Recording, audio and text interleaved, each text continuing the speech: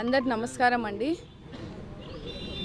నిన్నటి రోజున సింగనమల నియోజకవర్గంలో పుట్లూరు మండలం నాగలింగ అనే వ్యక్తి ఎక్కువ అప్పుల బాధతో అంటే గతం నుంచి కూడా కొన్ని సంవత్సరాల నుంచి వ్యాపార నష్టాల వల్ల అలాగే దాని నుంచి అప్పులు చేయడము, పిల్లల స్కూల్ ఖర్చులు, ఇంట్లో పరిస్థితి, వాళ్ళ భార్య కూడా డైలీ కూలికి వెళ్ళే పరిస్థితి ఉన్నటువంటి నిరుపేద కుటుంబము. సమస్యలు అట్లా ఒత్తిడి, అప్పుల ఒత్తిడి వల్ల కూడా ఈరోజు ఆత్మహత్యాయత్నాన్ని చేసి ఈరోజు చనిపోవడం జరగడం చాలా చాలా బాధాకరంగా భావిస్తూ ఉన్నాము. ప్రభుత్వము కుటుంబానికి, కుటుంబ పోషణకి, పిల్లల భవిష్యత్తు కోసం, పిల్లలకు ఉద్యోగాలు వచ్చే వరకు కూడా వాళ్ళ కుటుంబానికి అండగా ఉంటామని కూడా వాళ్ళకి హామీ ఇవ్వడం జరుగుతూ ఉన్నది. నాగలింగ అన్న చనిపోయే ముందు కూడా ఒక వాయిస్ నోట్ కూడా వాళ్ళ భార్యకి పెట్టడం జరిగిందని వాళ్ళు చెప్తా ఉన్నారు.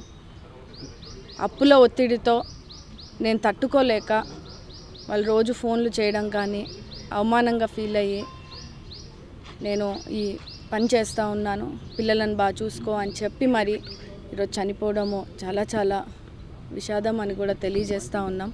కుటుంబ సభ్యులకు అంతా కూడా భరోసా ఇవ్వడం జరిగింది.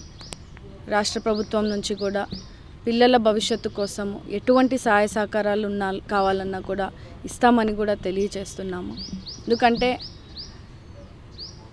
ఈ ఆత్మహత్య చేసుకోవడం అనేది కూడా ఆ కుటుంబ సభ్యులకు తీగని లోటు, ఇంటి పెద్ద దిక్కును కోల్పోవడము, అలాగే రానున్న రోజుల్లో పిల్లల స్కూల్స్కి కానీ పిల్లల చదువు కోసం కూడా మన ప్రభుత్వం నుంచి కూడా వాళ్ళకి సపోర్ట్ అందించేలాగా మేము సాయం అందిస్తాం. చిన్నపాటి మనం కూడా వాళ్ళ నిరుపేద కుటుంబం అయ్యేసరికి ఆర్థిక సహాయం కూడా అందించడం జరిగింది.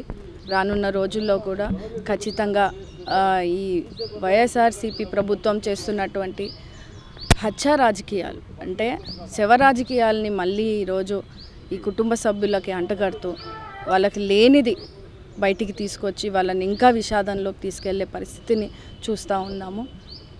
ఎందుకంటే వ్యాపారాల్లో నష్టాలు, కొన్ని సంవత్సరాల నుంచి జరుగుతున్నటువంటి ఇబ్బందులు వల్ల ఒత్తిడికి లోనై తీసుకున్నటువంటి నిర్ణయము ఈరోజు తాత్కాలికంగా ఉన్నటువంటి జిల్లా సమస్యల్లో దాన్ని ఈరోజు అంటివేస్తూ ఈరోజు తప్పుదారి పట్టించే పరిస్థితిని చూస్తూ ఉన్నాం.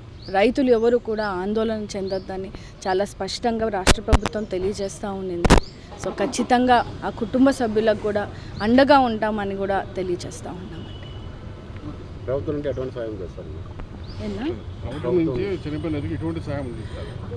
ప్రభుత్వం నుంచి కూడా పిల్లలకి ఒక బాబు 10వ తరగతి చదువుతూ ఉన్నాడు, హాస్టల్లో ఉన్నారు బత్తలపల్లిలో. ఇంకో పిల్లోడు 12వ చదువుతున్నాడు, ఆ పిల్లోడు కూడా హాస్టల్లో ఉండడం జరిగింది. వాళ్ళని అడగడం జరిగింది, కుదిరితే ఎన్టీఆర్ ట్రస్ట్లో వాళ్ళిద్దరిని చదువుకుంటానంటే కూడా వాళ్ళిద్దరికీ చదువు అక్కడ కంటిన్యూ చేసే విధంగా కూడా సపోర్ట్ చేస్తామని కూడా తెలియచేయడం జరిగింది.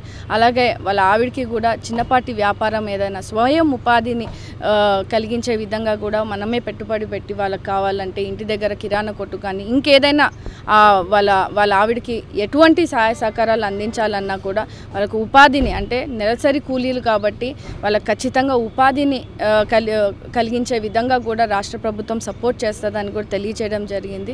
ఎందుకంటే ఆ కుటుంబం సభ్యుల్లో ఆల్రెడీ మనము ముఖ్యమంత్రి నారా చంద్రబాబు నాయుడు గారి సహకారం అందిన కుటుంబం అది. ఆల్రెడీ వాళ్ళకి చాలా నమ్మకము మన ప్రభుత్వం మీద. ఎందుకంటే గతంలో కుటుంబ సభ్యుల్లో ఒకరు హాస్పిటల్ పాలయ్యి ఇబ్బంది పడుతుంటే ఆ మెడికల్ బిల్స్ని కూడా మనము మొన్ననే వాళ్ళకి ఇవ్వడం జరిగిందని కూడా వాళ్ళు ఈరోజు గుర్తు చేస్తూ ఉన్నారు. సో అంత ప్రభుత్వం మీద నమ్మకంతో ఆ కుటుంబాన్ని కూడా ఉందని కూడా వాళ్ళకి మేము కూడా ప్రత్యేక భరోసా ఇవ్వడం జరిగింది.